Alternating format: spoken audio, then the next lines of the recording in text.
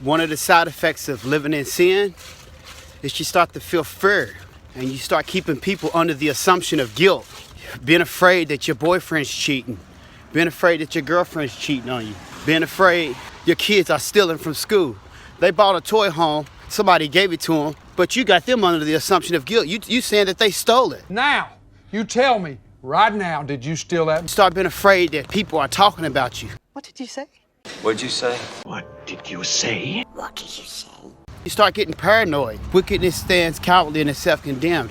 Anybody with a guilty conscience always imagine things to be worse than what they really are.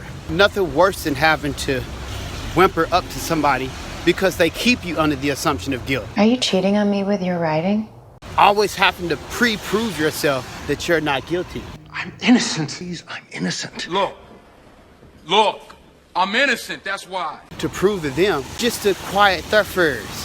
That's living with somebody who's got a guilty conscience against God.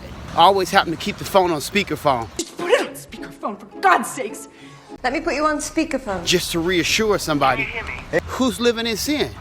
And both people could be living in sin, especially if you're in a relationship, you're not married. But their fears don't have nothing to do with you. Their fears have something to do with God. You'll start feeling adrenaline for no reason. Adrenaline, the same thing that people feel during road rage, the same feeling that you feel when you feel fury and rage. And then you'll start acting out on it. You'll start seeing people for what they're really not in reality. Start fearing that people are slower than you, so you'll want to speed everything up. You'll start feeling irritable and agitated because you think everybody's slow except you. Pride, more spirits get in you. You'll start feeling that way. Next thing you know, you're trying to dominate everybody because you feel so agitated at every little thing that somebody does. You think they're slow. Most of you are slow. Now wake up, lads. Life's quick. You're slow. Maybe you are slow then. You're old.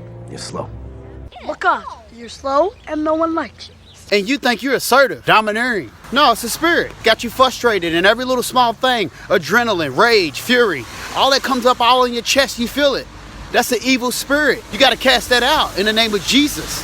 You don't really realize it until you're going crazy blowing your horn at somebody who is at the stoplight and they pulled off quicker than you wanted them to. Going crazy, but if you was at the stoplight and you was preoccupied with something, you wouldn't want nobody to blow the horn at you like that. It's a spirit. You got grace for yourself, but don't got grace for nobody else. It's a spirit. Only your spirit will allow you to have rage at everybody else. But then when somebody's got grace for you, overlook it. It's a spirit. That's what happens when you think you know too much, or you inherit too much information. You read something, I'm smart. I'm smarter than you are.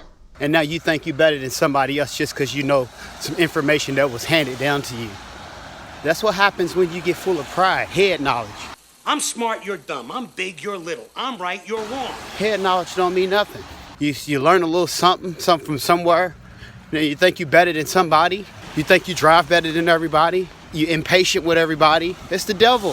It's the spirit.